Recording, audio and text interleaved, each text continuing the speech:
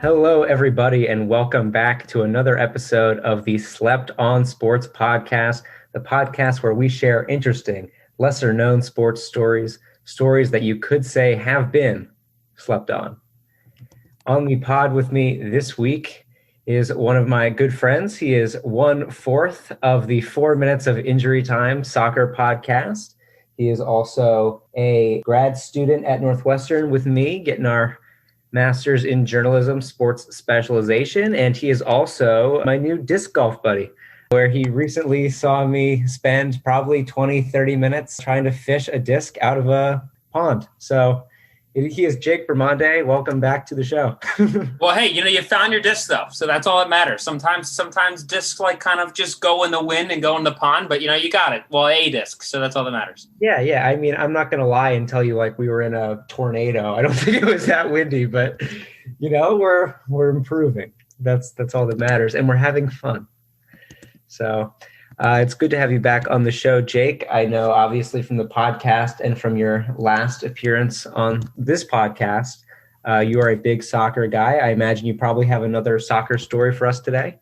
I do. So my slept on sports category here is once again soccer. So if for the avid listeners out there, I did a story about Major League Soccer and how it was kind of struggling through, its ownership and how its current financial situation's up in the air. And today I'm going to go a very similar route on my topic here. And so, but before I dive into it, Connor, I got a couple questions for you. Can you tell me what is the name of the trophy that people are competing for in hockey? Hockey, that would be the Stanley Cup. All right. How about for Major League Baseball? Oh, this is very bad of me. I mean, it's the World Series. I don't know. I think it's just the Commissioner's Cup. Okay, it might be the Commissioner's Cup. I think it's just the Commissioner's Trophy. The name. And then lastly, for National Basketball Association, you know the name of their trophy? I do know that one. That is the Larry O'Brien Trophy. Now, how about for Major League Soccer? Do you have any idea? I do not. My only guess would be if Don Garber is vain enough to name it after himself, but besides the commissioner, I have no idea. So that's my slept on sports story tonight, is the name of the trophy and the story of Philip Anschutz. So the name of the actual trophy that Major League Soccer teams are competing for year in and year out is called the Philip Anschutz Trophy. And this is about a man who, without MLS, does not exist. And as the league has evolved, I think people will look back in 50 years and there'll be movies about this man because it's an unbelievable story. So Philip Anschutz is a billionaire who at one point in time owned 6 out of the 10 MLS teams. Oh, wow. So in the early 2000s, when the league was struggling, they had 12 teams. They shuttered 2 of the teams. And they got into a room and they said, there's really no way we can make this work without, someone kind of taking a big hit here. And so what ended up happening was they got into a room and they said, look, we've lost $250 million since our first game 6 years ago. And we've seen attendance drop and everything. It was grim. And so Don Garber, who you just mentioned, the commissioner of Major League Soccer, he offered a plan to save the league, saying, we need to have owners bankroll. And Phil Anschutz took on the controlling interest of 6 Major League Soccer teams all at once. And later, when they eventually named the trophy after him in 2008, Don Garber's quote was saying, without Phil Anschutz, MLS doesn't exist. And that's incredible because, it's the story of a man who nobody really knows who the hell he is. And he doesn't have the same notoriety of famous, huge, important sports owners in other leagues.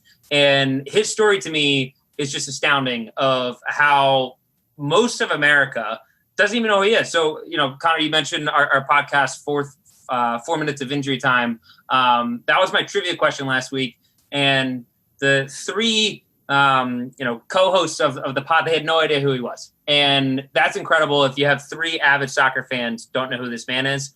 And so I'm going to kind of talk a little about who he is, what he's done and how without him, Major League Soccer doesn't exist. Yeah, please go right ahead. I mean, more than half of the league this man was controlling at one point in time. And like you said, we do have, the Jerry Joneses of the world, notable owners. And even in the MLS, I guess, it gets a lot of press when someone like David Beckham, is a major part in establishing a team. But for a guy that really, David Beckham wouldn't even have a chance to come over here if not for this guy. I'm excited to learn more about him. Yeah, so Philip Anschutz or Phil Anschutz, he's now 81, but he made his money off of random collection of industries, including energy, railroads, real estate, sports, newspapers, movies, theaters, arenas, and music. In a 2006 article by the LA Times, it said that he had an interest in over 100 different companies, most of them private, spanning all of those industries. So just kind of one of those media conglomerates and just business conglomerates that he has. One quote that I really like was from Los Angeles economist Jack Kaiser. This is an article, once again, in the LA Times. And it said, quote, Philip Anschutz is sort of like the Wizard of Oz. He is the man behind the curtain pulling the levers. Nobody sees him, yet he has a huge impact on Los Angeles. And that's just LA. That's not even talking about all the other teams in MLS he has. He currently only owns the LA Galaxy. He also owns the LA Kings hockey team. But at one point, he had stakes in all of these teams, including Colorado Rapids, the Metro Stars, the Galaxy, Chicago Stars, San Jose Sharks, and DC United. So 6 out of the 10 teams he controlled. And he's just losing money year in, year out, just losing millions, hundreds of millions of dollars for all these teams because he wanted to grow MLS. He wanted Major League Soccer to succeed. Quote from Don Garber in that same LA Times article said, 2 decades from now, people will ask how Major League Soccer was done, and the answer will be Phil Anschutz. And it's just incredible. One of my favorite things about Phil Anschutz is he has only granted 3 media interviews in the last 40 years. Wow. Yeah. 2 of them on radio. And then the one non-radio interview was in when they named the trophy after him in 2008, and it was very, very short. He's a recluse. It's really hard to find anything about him online other than what, MLS or, various soccer publications have put out about him. But he's just a quiet behind the scene figure. And I think that quote from Jack Kaiser in that LA Times article is a perfect analogy. He's the man behind the curtain. He's Wizard of Oz of Major League Soccer. And I think his legacy will only grow as hopefully Major League Soccer continues to grow.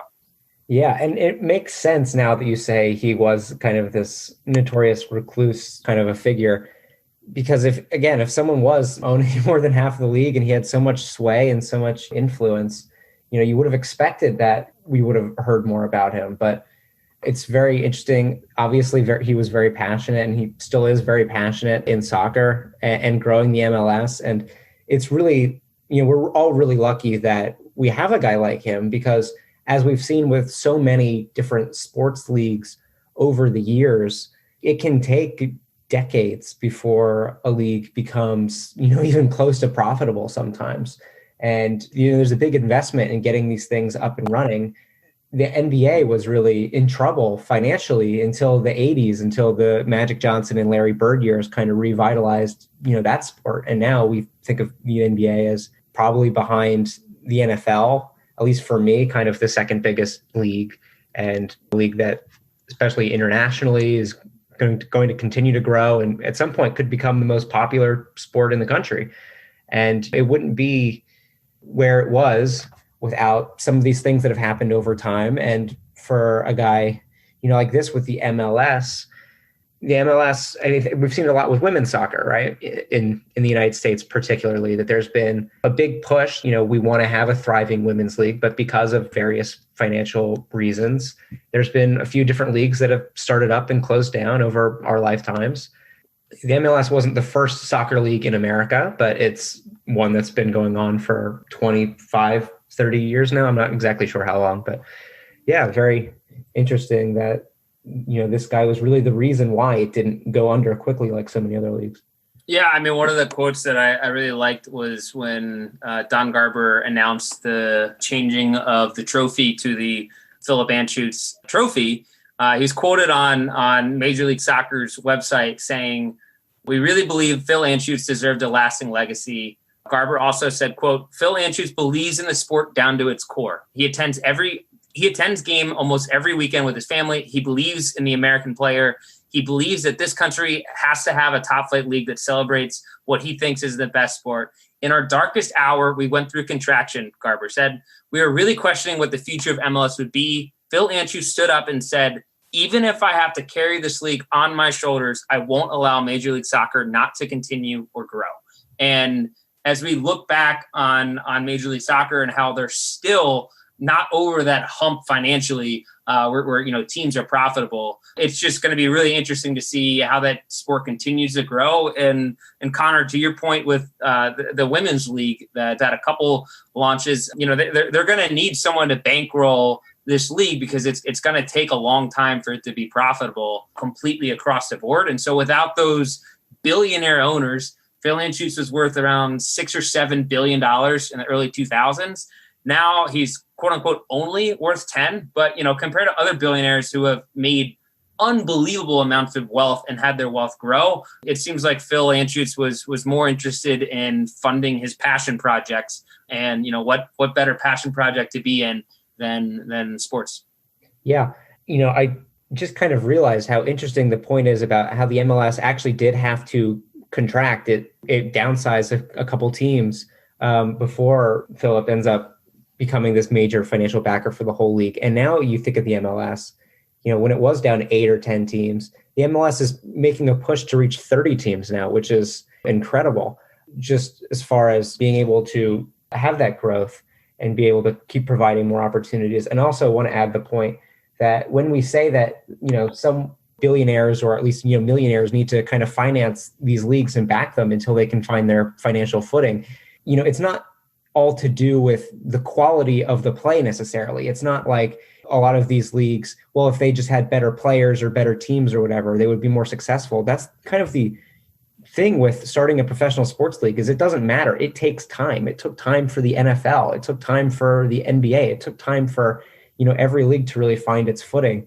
And the MLS certainly looks like it's on that path. And as it continues to kind of grow and as the sport continues to become more popular in the United States and continues to at least, now start to get even more foreign players as well. Yeah. I mean, Major League Soccer, their season is kicking off this weekend. So this is a really good timing for this podcast, actually. The new team in Austin, up to 27 teams and continue to grow. They have expansion plans to go all the way up to 30, which is incredible. Just for comparison, most of the top leagues in Europe are 20 teams. So to have a top league with 30 different teams is going to be interesting. And their strategy is definitely more of a development league. I don't think they're going to be seen as anything comparing to the European leagues for decades, if not centuries. But, the fact that this league is still growing, still a part of the American sports context is just surprising, because without Philip Anschutz, the league wouldn't exist, and most people don't know who he is. And I can't think of a better slept on story than that. Yeah. I mean, especially when you talk about the stakes, without Philip Anschutz, the league does not exist. I don't think there could be any more influential figure than one that him being there has really saved Major League Soccer. So I'm very happy you were here to make your second appearance here now on the Slept On Sports podcast and to share with us another interesting soccer story, and obviously a very important one. Yeah, I'll just continue to come up with MLS-based stories. I guess that's anytime you need one, just give me a call. Well, look, if we're trying to make the league grow and we're trying to do our part, any way you can get it in the media more and get more people talking about it, I think is a win. So, hey, soccer's the best, and whether it's a local team that you love, whether it's a college team you love, whether you follow teams in Europe, whether you follow national teams, men's, women, doesn't matter. For it to go in the U.S., there's got to be a passion behind it. So find a team that you like and just go along for the ride, because it is just an incredible sport that unites people. Yeah, absolutely. So thank you again, Jake. And to make the corniest joke in the world, I will switch from football to football. So I'm going to start with a question, Jake. What if I told you that for over 30 years, the NFL record for most receiving yards in a single season was held by a former high school biology teacher? That sounds incredible. Now, are we talking like 19.5 20s or something? Well, you don't have to go back quite that far. We're going to go to the 1960s and actually to the AFL, the league that eventually does merge with the NFL later in the 1960s. But this guy, his name is Charlie Hennigan, and he has a crazy story. He is born in 1935 in Bienville, Louisiana. He's from a very small town. The population in 1930, in the 1930 census, obviously when he was born in that decade, was only 381 people. And then in the 2010 census, that was down to 218 people. So he's from a very small town in Louisiana. He ends up playing football, basketball, and running track. He gets a scholarship to run track in college at LSU. And so he does that, goes to LSU. But as part of his scholarship, they don't want him to play football. And football is really, his number one sport. And so he really wants to make sure he can play football. So he ends up transferring, staying within the state, and he goes to Northwestern State, where he becomes a star of their football team there. He graduates in 1958, and then he goes up to Canada to try out for the Edmonton Eskimos in the Canadian Football League, but that doesn't really work out for him. So, he's out of the NFL, he's out of the CFL, and he's looking for work, and he got a degree in education at Northwestern State, and so he ends up going to become a high school teacher. And he's well, wait, real quick. So how many years did he end up playing football at Northwestern State? Because did he lose some years of eligibility because of his track time at LSU? The data is a little tough to find. He had played at least in 1957 and 1958, I believe. Okay. So he plays at least 2 years. He might have played a third year. But he plays a couple of years and he becomes the star of their football team over there. But again, Northwestern State, not a particularly big school. He's going undrafted to the NFL. He tries to, break in Canada, but it doesn't work out for him. So he goes to become a high school teacher, and he is still kind of training on the side, waiting for any potential chances that could go his way. And then he gets a really big chance in 1960 when the AFL starts, as they try to become the competitor to the NFL. He ends up going to Houston with his college friend, who was another member of the Northwestern State team in college, to go try out for the Oilers in Houston. And he barely makes the team for 1960, but he does make the team for the first year of the AFL in 1960. And one of my favorite stories about Charlie, to show, how much this meant to him, to get his chance in the AFL and how badly he wanted to make this chance count, was, once he signs with the Oilers officially for that 1960 season, his first season, he actually has his final pay stub from when he was a high school teacher for $270.62. And he tapes it to the inside of his helmet because he wants to be, reminded of what, I guess, more or less what he would be going back to and how much he really wants to make this chance count for himself. Which I think wouldn't that sweat through? Wouldn't that just waste $270? I don't know if this is the check. I hope he's cashed the check, and then maybe, it's probably in terrible condition by the end of the season. But I guess it really just shows you, the commitment, I think, for him to finally be getting his chance. But when he does get his chance, he makes good on it, right? In 1960, he scores the very first touchdown in Houston Oilers history. And then he has a very successful rookie season. He catches 44 passes for 722 yards and 6 touchdowns. But it's really the second year where he's in the league, 1961, where he absolutely skyrockets. In the 1961 season, he sets so many records. But I'll start with his final stats on the season. So he finishes with 82 catches for 1,746 yards and 12 touchdowns. That becomes a new record for the most receiving yards ever in a season.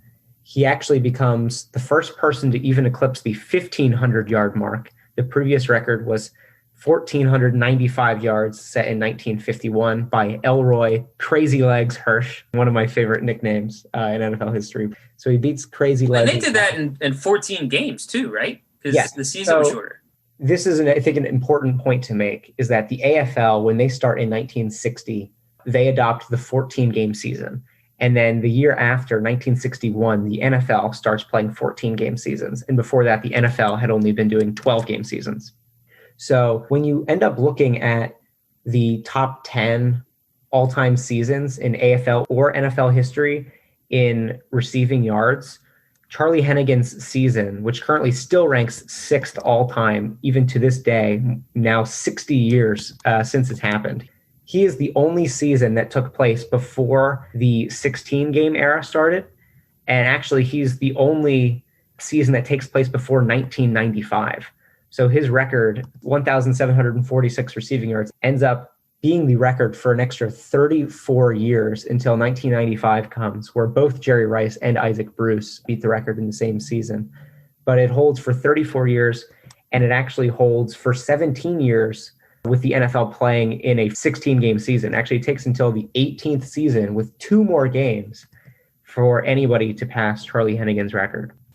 Who's throwing him the ball? The league was so, run heavy forever until the mid 80s, early 90s. And then obviously the league took off through the air. Yeah, absolutely. So I'm really happy you actually pointed that out, because as you're saying, the NFL and the AFL were not nearly as pass happy as they are today. I actually have the stats on this. In 1961, in the NFL, teams averaged 181 passing yards per game. In the AFL that year, they averaged 195. And now in 2020, our last season, teams actually averaged 240, which makes it even more incredible that Charlie Hennigan was able to do this. And his quarterback, George Blanda, I don't think it would be slept on necessarily, but we could do an episode. He's in the Hall of Fame, isn't he? I feel like I've heard that name. Yeah, so he has a ridiculous story, whether it's slept on or not. George Blanda starts playing professionally for the Chicago Bears, as you would have it, in 1949. He ends up retiring in 1959. This is such an amazing aspect of the Charlie Hennigan story, is that his quarterback ends up retiring from professional football in 1959 because he couldn't keep playing as a quarterback in the NFL. And he would have had to be a kicker to keep playing in the NFL. So he says, I really just want to play quarterback. He retires in 1959. And then in 1960, when the AFL starts up again, he says, hey, I'll give it a shot. And he comes down to Houston, plays with the Oilers. And he's with the Oilers for all 7 seasons of Charlie Hennigan's career, 1960 through 1966. And then after Charlie Hennigan actually retires, George Blanda keeps playing football. He goes to the Raiders, and then he primarily plays as a kicker from that point on. But remember, this guy started playing football in 1949. And his final season with the Raiders comes in 1975, where Jesus. He is 48 years old and he is still kicking for the Raiders. So George Blanda is a guy that played, and he played football in 4 decades professionally, which is absolutely wild. Yeah, suck on that, Brady. Yeah, so George Blanda is the quarterback for all 7 of those seasons. The Oilers actually win the AFL championship in both 1960 and 1961, 61 being the year that Charlie Hennigan sets the receiving yards record. And while we were kind of on the topic of games played in a season, you could ask, even though he set the record in a 14-game season, was there anyone that had more receiving yards per game just in like one of the earlier seasons where there was only maybe 10 or 12 games? Or has anyone since kind of had a higher average of receiving yards per game in a season? And the answer to that question is only one person has actually ever averaged more yards per game than Hennigan did in that season. Is it Calvin Johnson? It's a good guess. So Hennigan averaged 124.7 yards per game in the 1961 season. The only one that's done more is the 129 yards per game by a guy named Wes Chandler, who played for the Chargers in 1982. That, you might say, would be another slept-on guy. But fans of the Slept On Sports podcast may actually remember that I've done an episode on that 1982 season, because that was the year that the kicker Mark Mosley for the Washington Redskins won the MVP. It's the only time a kicker has won the MVP. So I did a episode on that season where I actually said that probably the MVP for that season should have gone to Dan Fouts, who was Wes Chandler's quarterback for the Chargers that year. So all these stories are actually somewhat connected to each other. And also, I think it's worth mentioning that Chandler only played in 8 games that season. He struggled with some injuries. So really, for anyone ever playing a full season, Charlie Hennigan has the record for the most yards per game. So interesting. So I just looked it up real quick. Calvin Johnson averaged 122.8 yards per game in 2012, so he's close. But my last question is, I mean, obviously it's so long ago, like 60 years ago. So I'm sure footage is hard to find, but what style did Charlie play with? I mean, obviously is the track history. Was he just faster than everyone, or was it like a slot, like do a slant, just take it and go 80 yards, or was it like deep balls, or So are we able to find that? So he definitely caught a lot of deep balls. He used that speed to his advantage. In 1961, he ends up averaging more than 21 yards per reception, which is a pretty massive number. So he's definitely a big time deep threat. But a few other things. So yeah, Calvin Johnson has the record for most receiving yards in a season with 1,964, but even he did not have more yards per game than Charlie Hennigan did in that 1961 year. A couple records from that 1961 season do stand. He still holds the record for the most receiving yards in a month, where in 5 games in October of 1961, Charlie Hennigan had 822 receiving yards. It's funny that you mentioned Calvin Johnson, because in Calvin Johnson's 2012 season, he had 707 receiving yards in December of that year. And that's actually the second most receiving yards ever in a month. So Charlie Hennigan still has that record by more than 100 yards. And he still is the only person to have 3 200-yard games in one season. And this is where I want to get into his other record, because for the next couple seasons, in 62, he has 867 receiving yards. In 1963, he has 1,051 receiving yards. And then in 1964, he has the second season of all time with at least 1,500 receiving yards. He has 1,546 receiving yards. But that's not the reason why his 1964 season is a record. His 1964 season is actually the first time that a player ever had more than 100 receptions in a season. He had 101 receptions in that year. So in 1961, a guy named Lionel Taylor had 100 catches, but he becomes the first guy to surpass 100 catches. And that is a record that also stands for another 20 years. I think what's kind of interesting about Charlie Hennigan is not only does he set during his career the records for the most receiving yards in a season and the most receptions in a season, those records hold for a long time. That receiving yards record holds for 34 years, and that receptions record holds for 20 years. And then after that 1964 season, he has a couple years where he begins to wind down. Only 578 yards in 1965, and then 313 yards in 1966. And by this point, he's in his 30s, because it does take him a couple years to begin his professional career. But he finishes his career in just 7 years with 6,823 receiving yards and 51 touchdowns. He's a 2-time AFL champion. He's a 5-time Pro Bowler. But as of now, he is not yet in the Hall of Fame. It's interesting. I mean, it's such a crazy story of someone I've never heard of, which, it's slept on sports, so that makes sense. But the fact that he had a record set in the 60s and it wasn't passed for 30 years in a league that only got more and more passing heavy year after year for decades is just incredible. So, I mean, talk about a person who had a dream, followed it, and made the most of it.